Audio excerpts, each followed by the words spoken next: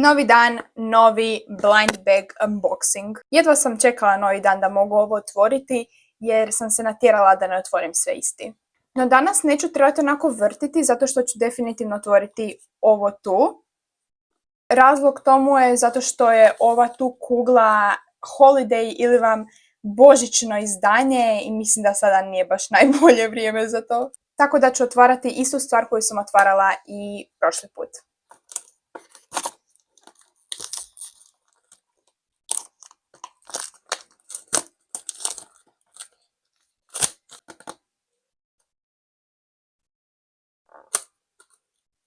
Idemo vidjeti koliko ću ih dobiti. Stvarno se nadam da ću ovaj puta dobiti 3 vrećice.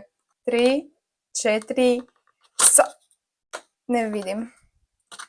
Da vidimo. 1, 2, 2 su. Najradije želim dobiti Nemo, Zlatokosu i sad nešto što nisam vidjela prošli put. Olaf.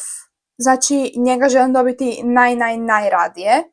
No, opet, on je special edition, pa nisam baš sigurna da ću ponovno dobiti. Ovi su zapravo jako slatki, nisam ih uopće ni prepoznala. Znači, imamo Winnie the Pooh, Minnie Mouse, ovog tigra i Stitcha kojeg sam već vidjela. Jedan od njih 2, jedan od njih 3. Uglavnom, najradije želim dobiti Olafa. Obožavam ga. Idemo sa prvom vrećicom.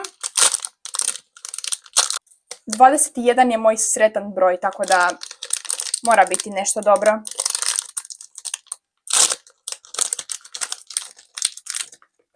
To! Ja imam tako puno sreće. Dobila sam ovog tu water drop, ne znam, iz Elementa. On mi se čini nekako veći. Uglavnom radi se o Wade Ripple-u. I on je rare.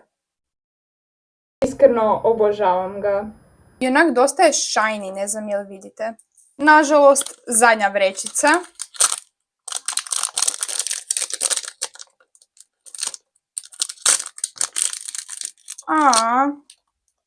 Dobili smo ovu ribu iz Finding Nemo ili vam Potraga za Nemom.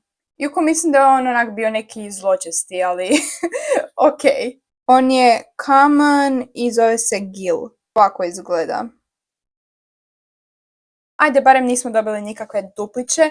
Jako sam sretna sa njime, definitivno mi je najdraži. No da, to je bilo to. Love you all. Bye!